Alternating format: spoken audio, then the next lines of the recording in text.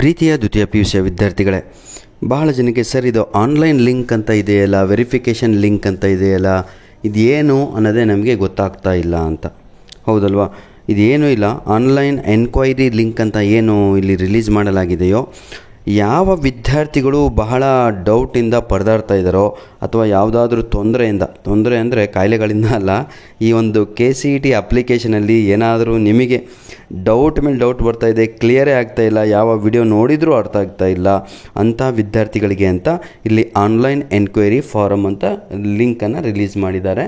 ಇದನ್ನು ತಾವುಗಳು ತುಂಬಿಟ್ಟು ನಿಮ್ಮಲ್ಲಿ ಇರುವಂಥ ಡೌಟನ್ನು KEA ಅರ್ಥ ಆಗುತ್ತಲ್ವ, ಅವರಿಗೆ ತಾವುಗಳು ಕಳಿಸ್ಬೋದು. ಅವರು ಸಂಪೂರ್ಣವಾಗಿ ಇದ್ರ ಬಗ್ಗೆ ಪರಿಶೀಲನೆ ಮಾಡಿಬಿಟ್ಟು ನಿಮ್ಮ ಮೇಲ್ ಐಡಿಗೆ ಅಥವಾ ಮೊಬೈಲಿಗೆ ಅದರ ಒಂದು ಸೊಲ್ಯೂಷನನ್ನು ಕಳಿಸ್ತಾರೆ. ಫಾರ್ ಎಕ್ಸಾಂಪಲ್ ತಾವುಗಳು ನೋಡ್ಬೋದು, ತಾವುಗಳು ಈ ಲಿಂಕಿನ ಮೇಲೆ ಕ್ಲಿಕ್ ಮಾಡಿದಾಗ ಲಿಂಕ್ ಎಲ್ಲಿದೆ ಸರ್ ಅಂತ ಕೇಳಿದ್ದೀರಾ, ಇದೇ ವಿಡಿಯೋದ ಡಿಸ್ಕ್ರಿಪ್ಷನ್ ಬಾಕ್ಸಲ್ಲೇ ಕೊಡ್ತೇನೆ. ಆನ್ಲೈನ್ ಎನ್ಕ್ವೈರಿ ಲಿಂಕ್ ಯಾರಿಗೆ? ನಮ್ಮ KCET ವಿದ್ಯಾರ್ಥಿಗಳಿಗೆ. ತಾವುಗಳು ನೋಡ್ಬೋದು, ಸೆಲೆಕ್ಟ್ ಪ್ರೋಸೆಸ್ ಅಂತ ಇದೆ.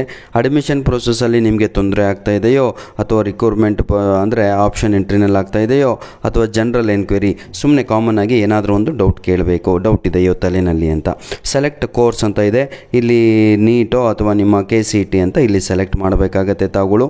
ಸೆಲೆಕ್ಟ್ ಇಯರ್ ಅಂತ ಇದೆ. ಹಳೆ ಹುಡುಗರು ಅಥವಾ ಹೊಸ ಹುಡುಗರು ಅಂತ ಅವರಿಗೆ ಗೊತ್ತಾಗಬೇಕು. ನೆಕ್ಸ್ಟು ಅಪ್ಲಿಕೇಶನ್, ನಿಮ್ಮ ರಿಜಿಸ್ಟರ್ ನಂಬರನ್ನು ಹಾಕಿ, ಫುಲ್ ನೇಮ್ ಬರೀರಿ, ಮೊಬೈಲ್ ನಂಬರು, ಇಮೇಲ್ ID ಬರೀರಿ. ಇದೆಲ್ಲ ಮ್ಯಾಂಡೇಟ್ರಿ ಆಗಿರುತ್ತೆ. ಮ್ಯಾಂಡೇಟ್ರಿ ಅಂದರೆ ಅರ್ಥ ಆಗತ್ತಲ್ವ ನನ್ನ ಪ್ರೀತಿಯ ವಿದ್ಯಾರ್ಥಿಗಳೇ?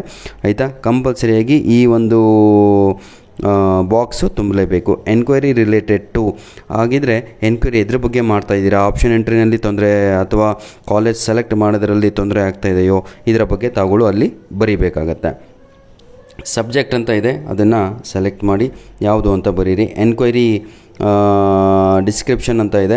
ಇಲ್ಲಿ ಸಂಪೂರ್ಣವಾಗಿ ತಾವುಗಳು ಏನು ನಿಮಗೆ ತೊಂದರೆ ಆಗ್ತಾಯಿದೆಯೋ ಅದನ್ನು ಇಂಗ್ಲೀಷಲ್ಲಿ ಇಲ್ಲಿ ಬರೀಬೇಕು, ಅಥವಾ ಕನ್ನಡದಲ್ಲಿ ಬರೆದು ಮೊದಲು ರೆಡಿ ಮಾಡ್ಕೊಂಡು ತಗೊಂಡೋಗಿ ಪೇಸ್ಟ್ ಕೂಡ ಅಲ್ಲಿ ಮಾಡ್ಬೋದು. ಅರ್ಥ ಆಗತ್ತಾ?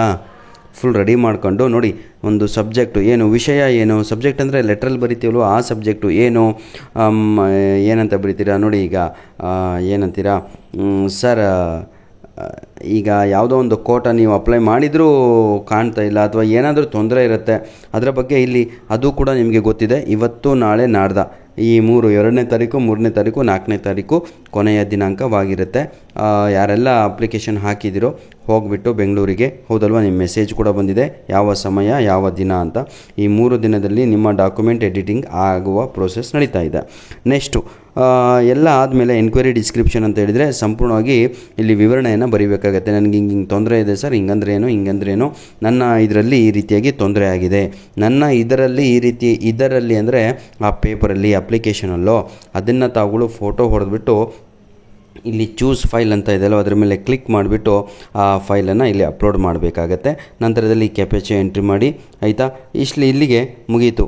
ಸಬ್ಮಿಟ್ ಅಂತ ಕೊಟ್ಟರೆ ಹೋಗುತ್ತೆ. ಅದು ಸಬ್ಮಿಟ್ ಆದಮೇಲೆ 1 ದಿನ ಬಿಟ್ಬಿಟ್ಟು ಅಥವಾ 2 ದಿನ ಬಿಟ್ಬಿಟ್ಟು ತಾವುಗಳು ನೋಡಿ, ರಿಕ್ವೆಸ್ಟ್ ನಂಬರ್ ನಿಮಗೆ ಸಿಕ್ಕಿರುತ್ತಲ್ವ, ಈ ಸಬ್ಮಿಟ್ ಆದ ತಕ್ಷಣ ಒಂದು ರಿಕ್ವೆಸ್ಟ್ ನಂಬರ್ ಸಿಗುತ್ತೆ ನಿಮಗೆ, ಅಂದರೆ ಒಂದು ಎನ್ಕ್ವೈರಿ ಕಳಿಸಿರುವ ನಂಬರ್ ಸಿಗುತ್ತೆ. ಆ ನಂಬರನ್ನು ಫೋಟೋ ಹೊಡೆದಿಟ್ಕೊಂಡ್ರೆ ಒಂದು ದಿನ ಬಿಟ್ಬಿಟ್ಟು ತಾವುಗಳು ಮತ್ತೆ ಸರ್ವಿಸ್ ರಿಕ್ವೆಸ್ಟ್ ನಂಬರ್ ಏನಿತ್ತಲ್ವ ಅದನ್ನು ಇಲ್ಲಿ ಹಾಕಿಬಿಟ್ಟು ಎಂಟರ್ ಕ್ಯಾಪ್ಚಾ ಅಂತ ಇದೆ, ಕೆಳಗಡೆ ಇರೋದನ್ನು ಎಂಟರ್ ಮಾಡಿದರೆ ನಿಮಗೆ ಏನು ಅವರು ಸೊಲ್ಯೂಷನ್ ಕೊಟ್ಟಿದ್ದಾರೋ ಅದು ನಿಮಗೆ ವಾಪಸ್ ಬಂದಿರುತ್ತೆ. ಅಂದರೆ ನಿಮಗೆ ಏನಂತೀರಾ ರೆಸ್ಪಾನ್ಸ್ ಬಂದಿರುತ್ತೆ. ಧನ್ಯವಾದಗಳು.